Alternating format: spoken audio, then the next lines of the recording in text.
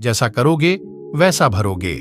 भगवत गीता में श्री कृष्ण ने कहा है कि कर्मों का फल हमें उसी तरह ढूंढ लेता है जिस तरह एक बछद्दा हजारों गायों के बीच अपने को ढूंढ लेता है। कर्म फल इंसान को भोगना ही पड़ता है। हमारे किए गए कर्म हमें ढूंढ ही लेते हैं, फिर चाहे वो कर्म अच्छे हों या बुरे हो। लेकिन हम लोग इस बात को ज्यादा गंभीरता से नहीं लेते और हमें लगता है कि कर्म फल जैसा कुछ नहीं होता। हम अक्सर उन लोगों के बारे में बात करते हैं जो दूसरों के साथ बुरा करते हैं, लेकिन फिर भी कोई उनका कुछ नहीं कर पाता। यही सोचकर हमसे ज्यादातर लोग बुरे काम करने लग जाते हैं।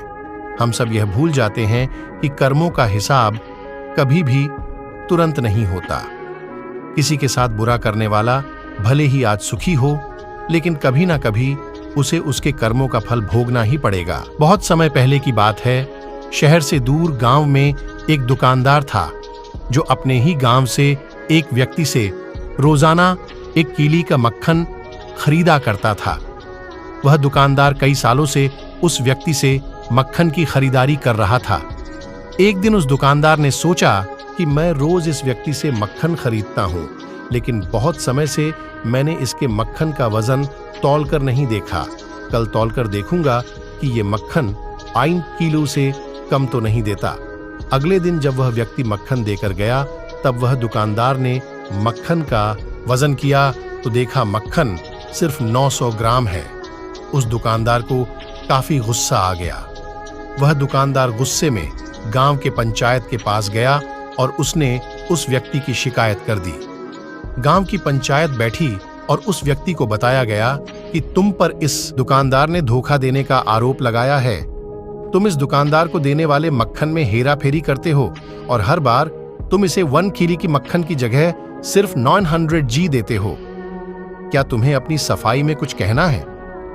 वह व्यक्ति बोला, सरपंच जी, मैं तो एक गरीब आदमी हूं, मेरे पास वजन तौलने के लिए सही माप नहीं है।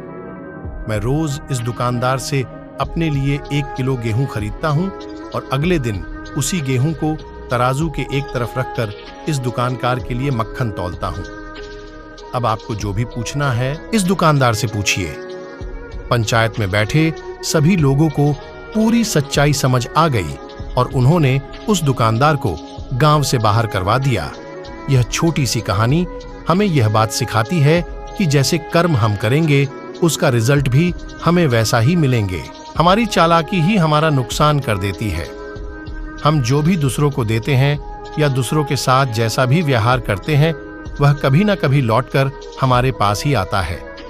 किसी के साथ अच्छा करोगे तो आपके साथ भी अच्छा ही होगा। उसी तरह किसी का बुरा सोचोगे और बुरा करोगे तो आपके साथ भी बुरा ही होगा।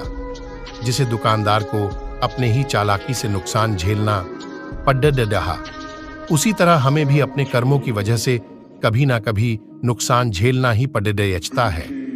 दूसरों के साथ हमें बुरा करके हमें 1, 2 या 10 बार बच सकते हैं, लेकिन एक ना एक दिन उसका परिणाम हमें भुगतना ही पड़ता है। हम अपने कर्मों के फल से नहीं भाग सकते हैं। बुरे करने वाले के साथ बुरा ही होता है, फिर चाहे वह आज हो या आने वाले 1 साल बाद हो।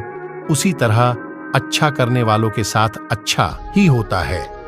कई बार हमें यह लगता है कि दूसरों के साथ गलत करके हम बच जाएंगे, लेकिन ऊपर वाला हर किसी के कर्मों को देखता है और उनका हिसाब रखता भी है और जरूरत पड़ने पर हिसाब बराबर भी कर देता है।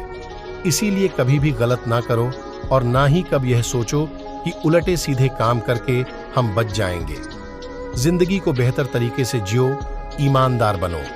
ज्यादा कमाने या फिर सिर्फ अपना ही फायदा देखने के चक्कर में किसी के साथ गलत कभी ना करो। हमेशा याद रखो, जो जैसा करेगा वह वैसे भरेगा।